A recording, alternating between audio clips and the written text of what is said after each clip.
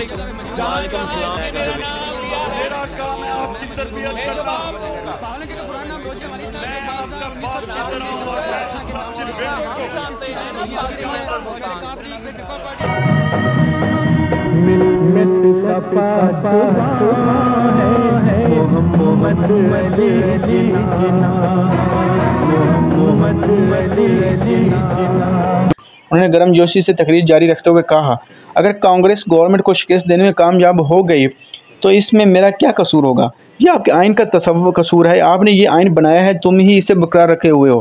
یہ بے جان اذکار رفتہ دقیانوسی حکومت تم برسوں سے چلا رہے ہو اور تم اسے دونوں طریقوں سے نہیں اپنا سکتے۔ یہ تمہارا آئین ہے اور یہ تمہارا ہی بنایا ہوا ہے۔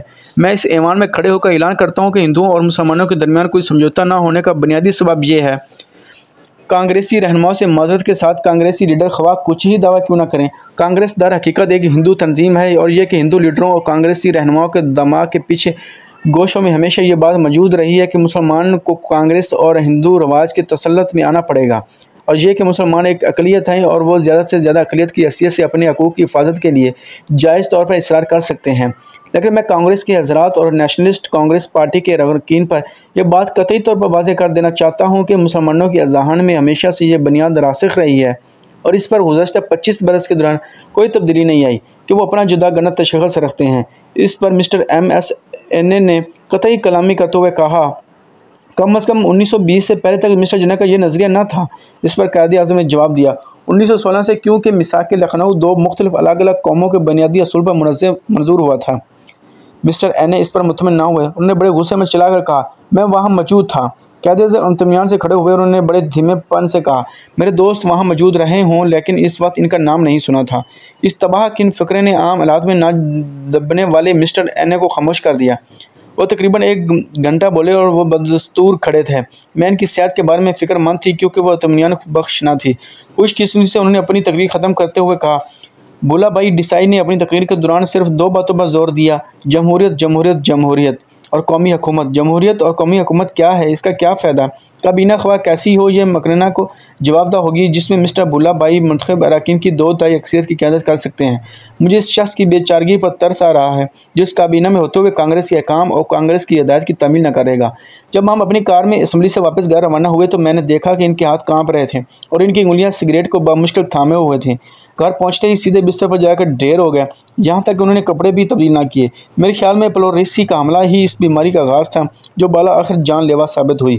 وہ اس مرض پر قابو پا سکتے تھے اگر انہوں نے مناسب احتیاط کی ہوتی، پابندی اوقات کے ساتھ کام کرتے، اگر وہ برصغیر کے مسلسل دورے کرتے ہوئے آندھی اور بارش سے احتیاط کرتے۔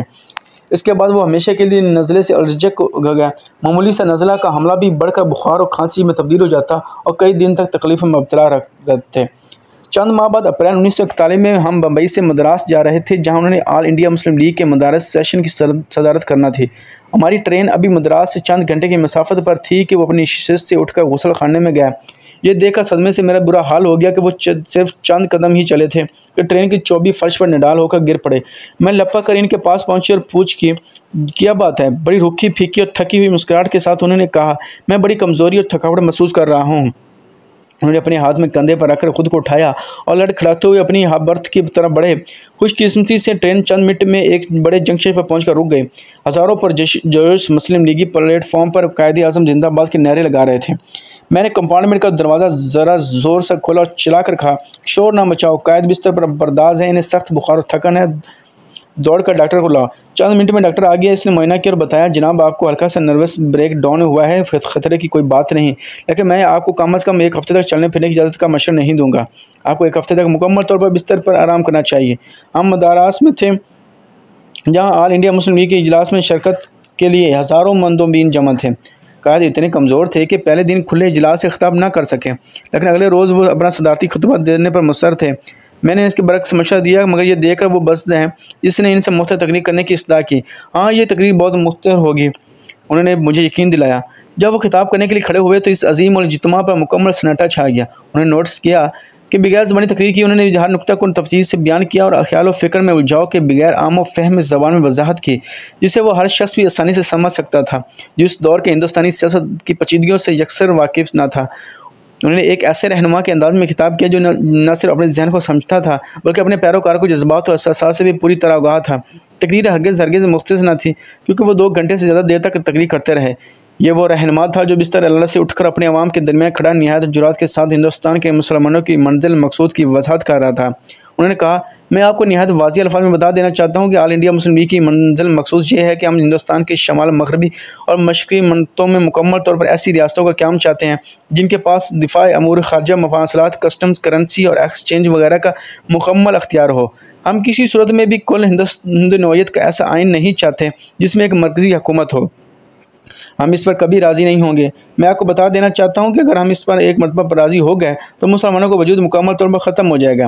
جہاں تک شمال مغربی اور مشرقی منطقوں میں ہمارے آزاد قومی وطنوں کا تعلق ہے، ہم کسی مرکزی حکومت یا طاقت کے معاملے بننا قبول نہیں کریں گے۔ مجھے ان کی کارکردگی کا فخر تھا، مگر اس جائز فخر کے پیچھے ان کی خرابی صحت کا خدشہ منڈلا رہا تھا۔ تاہم اس عظیم اجتماع کے بے پناہ جوش و خروش سے ان کے تھکے ماندے جسم کو طاقتور ٹانک فراہم کر دیا تھا۔ وہ کام کی بے پناہ مصروفیت میں اپنی کمزوری، تھکن اور بخار کو بھول گئے تھے جس میں انہوں نے خود اپنے آپ کی بروزہ رغبت پھنسایا ہوا تھا۔ کیا میں پاکستان سے پہلے کے 7 سال ان کی زندگی انتہائی مصروف ترین اور طوفان خیز ایام تھے۔ انہوں نے ہندوستان کے مسلمانوں کے لیے ان تک جدوجہد کی اور انہوں نے بھی انتہائی خوش دلی کے ساتھ انہیں اپنی پوری حمایت اور وفاداری سے نوازا۔ انہوں نے محبت کے ساتھ انہیں قائد اعظم، عظیم رہنما کے نام سے پکارا۔ اب وہ بھی ہندوستان کے مسلمانوں کی آزادی کی جدوجہد میں اپنے کردار کے بارے میں پہلے سے کہیں زیادہ خیال رکھتے تھے۔ میرا جو ہمیشہ ان کے ساتھ ہی معمولی مشاہدہ تھا کہ وہ بڑی تکلیف سے بستر اللہ سے اٹھے تھے۔ خاصا سمارٹ لباس پہنا ہوا ہونے کے باوجود نحیف و نزار اور تھکے ہوئے نظر آتے۔ ہم کار میں بیٹھے مسلمانوں کے بڑے جلوس سے خطاب کرنے کے لیے جا رہے ہوتے کہ وہ تمام راستے میں مکمل خاموشی کیے رکھتے، اس لیے نہیں کہ وہ اپنے خیالات کو مجتمع کریں بلکہ اپنی توانائی کے ایک ایک ذرے کو محفوظ رکھنے کے لیے وہ اپنے پیروکاروں اور مداحوں کی صفوں میں پہنچتے تو ان کی نگاہوں میں تھکاوٹ اور اداسی ہوتی اور تھوڑا سا ادھر کو پھر ادھر کو جھکتے، سلام کرتے اور اپنی پارٹی کے لوگوں کے نعرے ہائے تحسین کا جواب دیتے ہوئے چلے جاتے۔ ان کی قدم مضبوط ہوتے اور ان کی آنکھیں امید کی روشنی سے جگمگاتی۔ وہ اسٹیج پر چلے جاتے، قرآن پاک کی چاند آیت کی تلاوت اور مقامی رہنماؤں کی تقریروں کے بعد وہ اٹھ کر مائک کے پاس جاتے۔ جب وہ ایک نظر انسانیوں کی جمع غفیر پر ڈالتے جو لاکھوں کی تعداد میں ان کے ساتھ تقریر سننے کے لیے کھلی زمین پر بیٹھا ہوا تھا، ایسی آواز خطاب کرتے جس میں ضعیفی یا خرابی صحت کا کوئی شائبہ تک نہ ہوتا۔ تقریر کے دوران ہر وقفے پر لوگوں کو قائد اعظم زندہ باد کے نعرے لگاتے۔ وہ اپنی آواز کو عوام کے دلوں میں پیدا ہونے والی امیدوں اور امنگوں کے ساتھ بلند سے بلند تر کرتے چلے جاتے۔ جو اب تک خود کو کھلے آسمان تلے ہولناک اندھیرے کی قید محسوس کر رہے ہوتے، اس کی قوم نے جانتی کہ ان کا لیڈر کتنا تھکا ہارا، نحیف و نزار اور بیمار ہے۔ وہ اپنی قوم کا ہیرو تھا اور اپنے ہیرو پن کا مظاہرہ کرنے پر کون ہیرو کو الزام دے سکتا ہے۔ گھر واپس آ کر اپنے کمرے کی پرسکون تنہائی میں وہ اپنے بستر پر بے صد اور نڈال ہو کر لیٹ جاتے، تھکن سے بے حال ہوتے اور ہانپتے ہانپتے سانس لیتے۔ طریق کے بہت سے مشاہیری کی طرح وہ تنہائی میں آرام محسوس کرتے، لیکن ان کی اپنی آتش فروزہ قوم کے دلوں کو دور سے گرمائے رکھتے۔ خوش قسمتی سے ان میں یہ صلاحیت بھی تھی کہ وہ اپنی مرضی سے جب چاہیں سو سکتے اور یوں دن بھر کی پریشانیوں تفکرات ان کے تحت الشعور کے باہر ہی رہتے، حتیٰ کہ وہ گہری نیند کی حالت میں بھی ان کے خیالات میں مداخلت نہیں کرتے۔ ہر صبح نئے خطوط، نئی درخواستیں موصول ہوتی، نئے مسائل اور اہم معاملات کے فیصلہ کرنا ہوتا۔ ان کے جسم میں ایک ایسی روح تھی جو خدمت کے لیے بے قرار تھی۔ انتہا کام اور خرابی صحت نڈال ہو چکی، کئی سال تک ان پر بخار کی سی کیفیت طاری رہتی۔ بخار کے بار بار کے حملوں کے ان کے جسم کو بہت کمزور کر دیا۔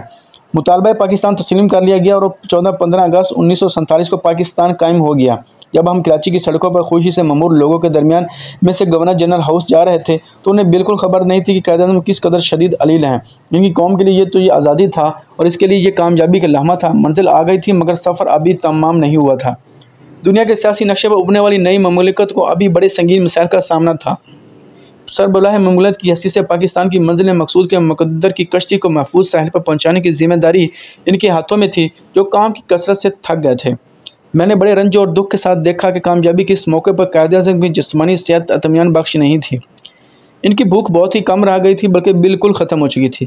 احتیاط اور محبت سے بنائے ہوئے کھانے بھی انہیں کھانے کی طرح متوجہ نہ کرتے۔ اپنی مرضی سے جب چاہیں سو جانے کی دیرینہ عادت بھی ختم ہو گئی۔